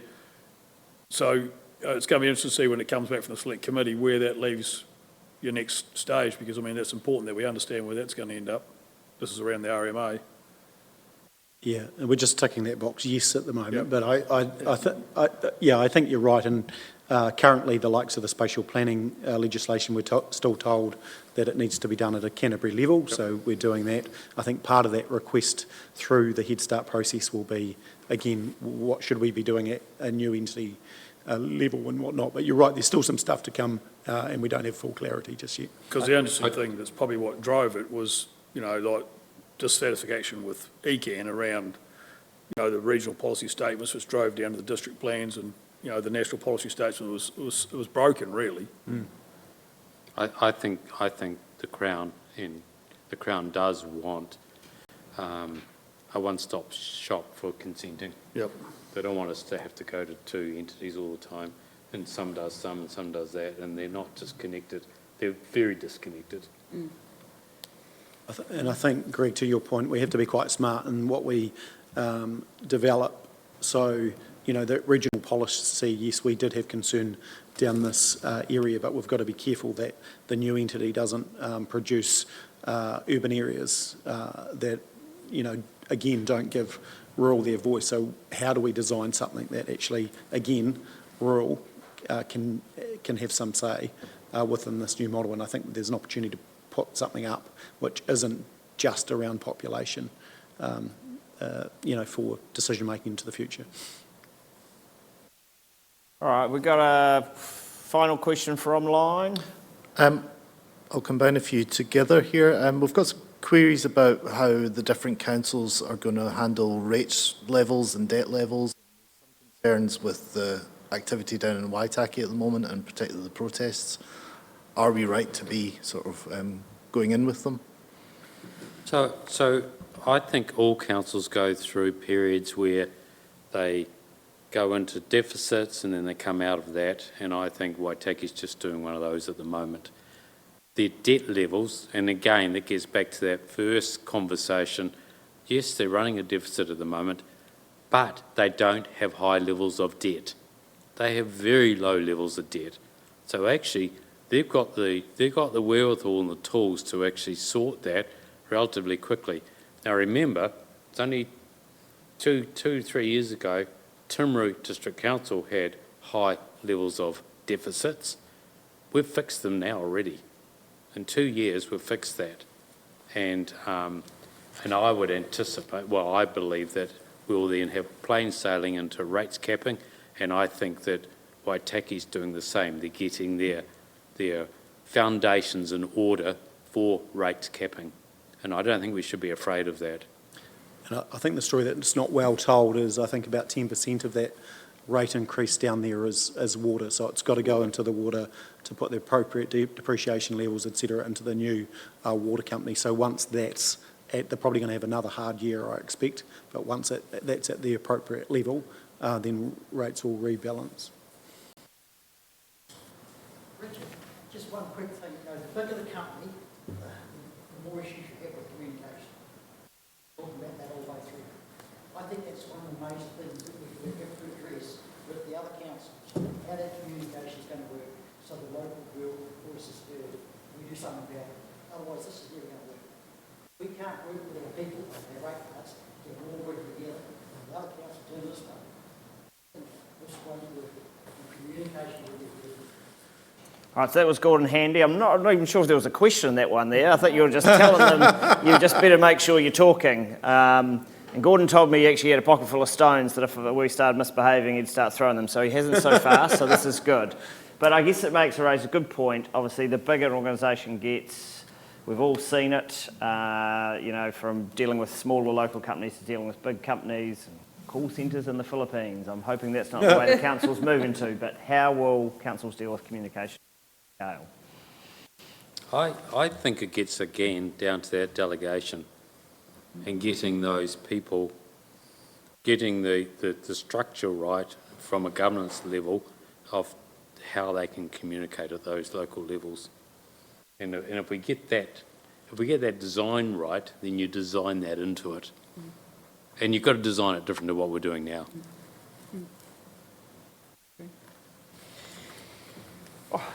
Full of questions. Thank you for being here. There's a perception that there's some problems with our local councils up and down the country, and there's some perception that there's problems with central government, RMA and so on. So what are the risks of carrying these same problems through a new entity without solving them? All right, so that question was, there's obviously a perception, there's problems with local government and across the country, there's perceptions, we've got problems with the RMA. When this merges, do those problems amplify or do they go away? Yeah, look, it's a great question. And I think it's going to take community, it's going to take central government, it's going to take local government to actually have a genuine, partnership. At the moment, central government like having a crack at local government because it polls really well, but we actually know that local government delivers infrastructure better than central government. Look at the issues with hospitals, education, not this hospital, hospitals, education, police stations, all those sort of things. And so I think there's a lot of perception, but the key thing is around building up that relationship again. And that is one of the challenges that we have with cabinet ministers. Don't genuinely value local government. But if you're not valuing local government, then I think you struggle with and to me, I don't think you're valuing your communities well either. So I think there needs to be a step change at government. I think part of the perception is also, going back to Gordon, that we are not good at communicating what we actually do. Because a lot of the work we do is intergenerational. Some of the work we do is, it's there for 100 years, it's there for 50 years, and actually we don't talk about that enough. And I actually think that that's part and parcel of the environment we're in, because while we look at everything short term, we're actually not. We're looking at it long term. And I don't think we do enough of that conversation. And it leads to perceptions, and those perceptions a lot of the time are wrong because the way we describe it. I think it comes back to the conversation I think we had right at the beginning of the night, and it's around what is it that we're going to do better together than separately? I mean, what if we actually didn't amalgamate at all? We all still had our councils and our mayors and things, but what are the things that we could actually do better together? And I think the amalgamation is really the government's frustration in councils not getting together and doing those things that they can do better together. And Three Waters was the first attempt at trying to get them to do something without undermining their individual identities. And so if you get councils to do things together better and you merge them, again, comes back to the conversation at the beginning of the day, how do you preserve local identity and democracy? So those are the challenges. I don't know if we've actually answered the question over the course of the night, but I think maybe we've crystallised the challenge a bit better. And on that note, the legislation currently allows us to do all of that together. The three councils across South Canterbury could have one senior leadership team, it could have one CE. We could do all those things together. But we don't. The reason we don't, because we're parochial, we think we can do it better ourselves. And so, unfortunately, we've needed teeth in some legislation to move us forward because we're not willing to do it. And there's genuine conversations that I've had with counterparts across Canterbury where we could save the ratepayer money, but we're not doing it because of parochial boundary lines. That's why I think this is important. All right, we are about to run out of time. We're getting sort of towards the end here. Is there one final question? All right, been waiting for this moment. This is... Hello, my name's Kevin Collins. I've been like Richard Prebble, I've been thinking. And just a bit of my history, I've worked for an organisation for 45 years. I've worked in homes dealing with kids from 4 years of age. I've seen what some families eat, cornflakes for breakfast, dinner and tea, or porridge if they're lucky to get a hot meal. Our ratepayers are probably, there's two things about ratepayers. The ratepayers want the best, but they don't want to pay for it. It's as simple as that.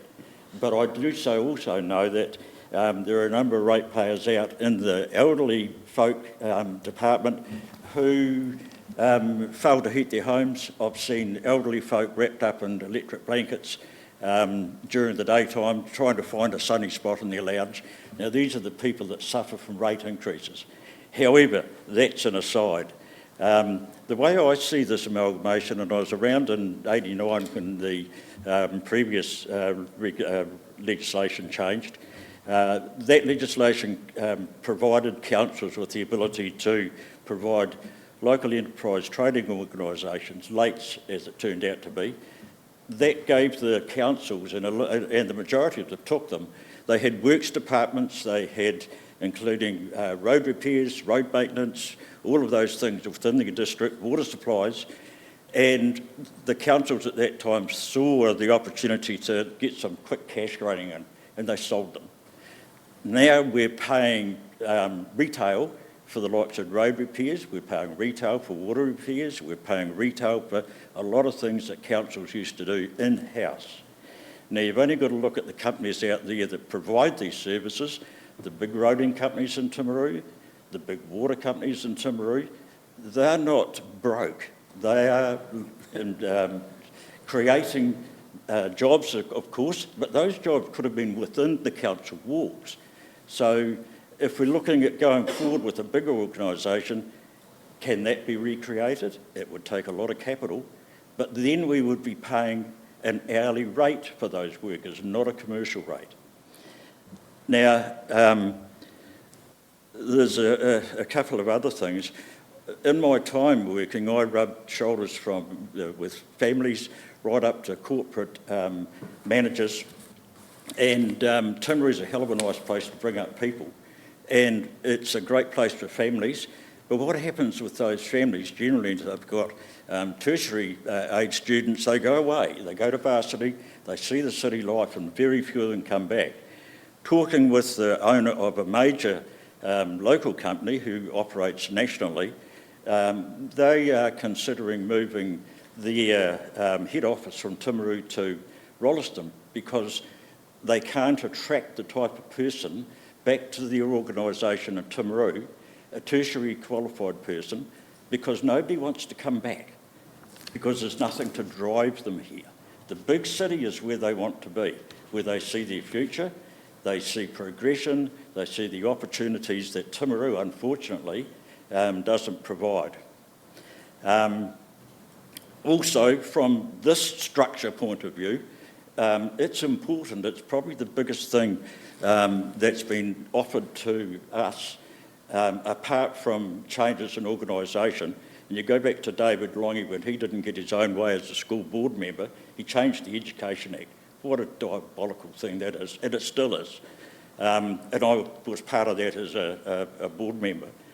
There's also the looking at the new structure, how are we going to organise it, what's it going to be? It's not going to be, as I picked up here, popularity contest between locals. We've got to a point where we need corporate managers. We need people with corporate exposure, tertiary educated people.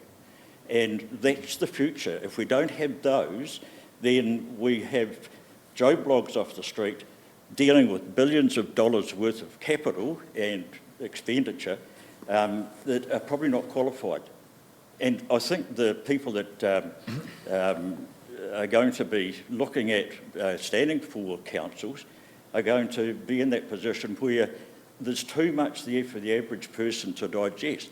They won't have the time to read the material, let alone understand the legal entities and the legal aspects of it. So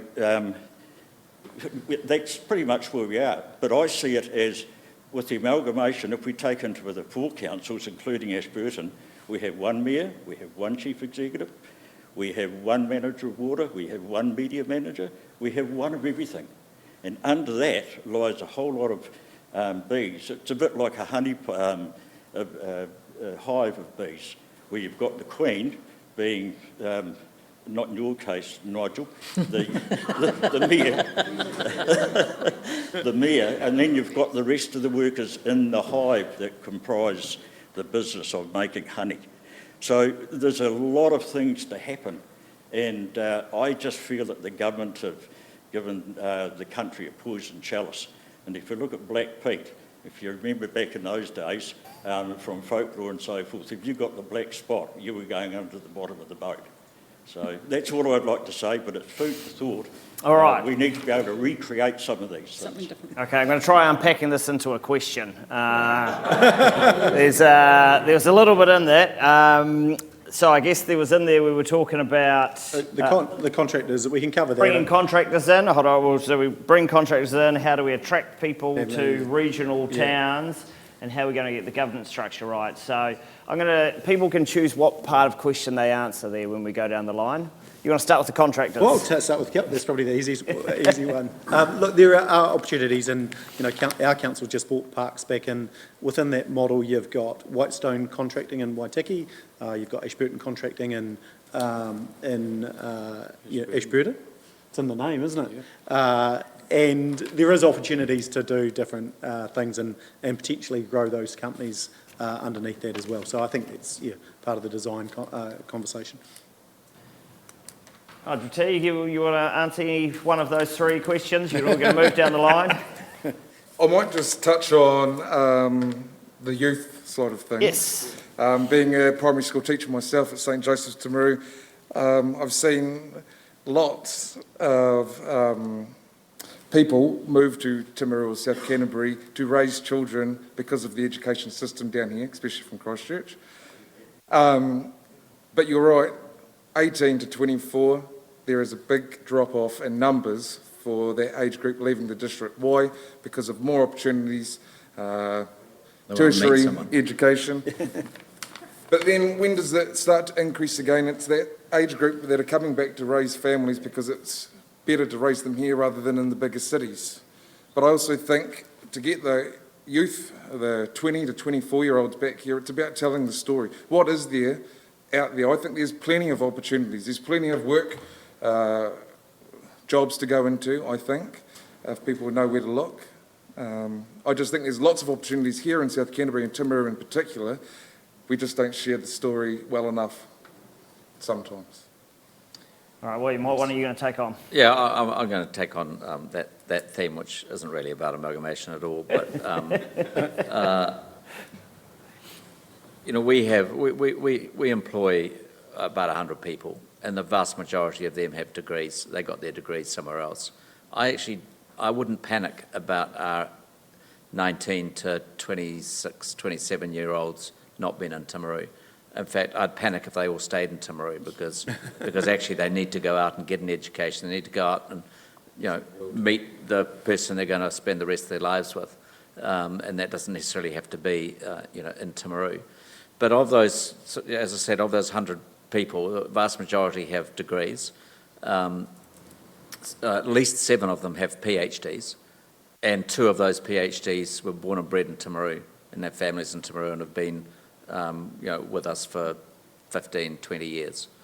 So I actually think people do come back to Timaru, and the key things that I think we have besides hinterland, etc., is good schools and a good hospital. And if we have good schools and a good hospital, people will want to come and raise their families here. Yes, I can add to that too. Both our kids weren't going to ever live in a town the size of Timaru. When they left home, we thought, well, that's it. I wonder where we'll end up following them. Daughter was the first one back, bringing a doctor in tow, and had 2 children, and settled in Timaru in their forever home. Son is now, he went up via Motueka, and I laughed. Then up to head office in Auckland in the bank, met a South Auckland banker, and they got married. Now with children, they've come down and living in Ashburton. So we hear some of the Ashburton stuff. They both work for banks, large national banks, but they can work from home. So they're able, it's part of the transportable generation. They have to be able to go into offices or go back to head office from time to time. But both of them, and they have come, both of them, both children and their families came down when they got to having children and what's the future for them. And they came back here, and the future and the opportunity is where it is for them, and they're more than happy to be get the lifestyle balance right, and that's what we need to sell, the lifestyle balance in this area. So we're not going anywhere either. Greg, what are you going to finish on? The 2 parts I just add to Ryan. So it's interesting, little small town like Fairlie. I remember one of my son's age group, there was about 9 of them living in Perth, all tradesmen. They're all back in Fairlie now, raising families bar one. So it was quite interesting. A small town like Fairlie, and they'd been in Perth for about 10 years, and like Ryan said, they start having kids, they want to come back to what they know and what they think. But just going, the question around structures and that, I want to finish on that, because I mean, that's the most important thing. We need strong leadership from you guys, all councillors within the South, you know, if we don't have strong leadership, this won't work. And I think if you use an analogy of, I look at Fonterra now, you know, 2001, I think that's when they Kiwi dairies and New Zealand dairies come together in the dairy board. It's taken them probably 18, 20 years to actually achieve what they hope to achieve through economies of scale. And it's about getting the structures right at the start and the strategy, how we're going to get to that point that we actually achieve what hopefully the community wants. Because if we don't get that right, we'll struggle. Yeah, look, and it's not going to be right on day one Oh, it won't with be. the you know, new iteration. It's going to take a couple of terms to bed in, so yeah, agree. Yeah, I suppose on your point, I'm from Christchurch. I moved down here when I was 32 years old, and you didn't want me when I was 19. I can tell you that, what I used to get up to. I want people coming when they've got something to add, not something to take from a community. It's all right, we're going to finish up now. We're just a little bit over. I am going to give everyone a final comment. It's going to be very quick, and you can choose to make a comment to either the ratepayers and residents of the Timaru district, or you can choose to make it to the councillors from the Timaru District Council. You choose. You're going to have to do the ratepayers and the residents. I don't think we can be the councillors. So, what would your final message to the ratepayers out there around engaging this process or being involved? Yeah, 100%. Look, firstly, if there's any questions online that we haven't answered, we'll come back to you in written form. And then, look, this consultation, it's only open for a short time. We are under the pump. We do want to hear your feedback. And part of that too is understanding what's important to you. How do we help design, you know, the next iteration of local government for your community? Look, councillors, all our details are on the website. We won't bite. If you want to have a one-on-one conversation, just pick up the phone and have a chat. Thanks.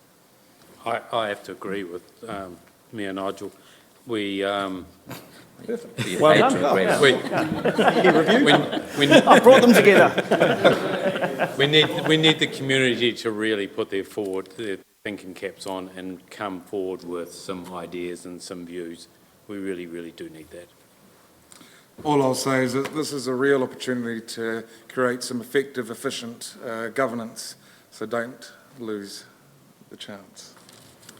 You know, my message would be to the council, don't be, and to all the councils, don't be parochial, don't be greedy, make this work for ratepayers and actually not the ratepayers, make it work for the citizens of South Canterbury, wider South Canterbury, whatever again.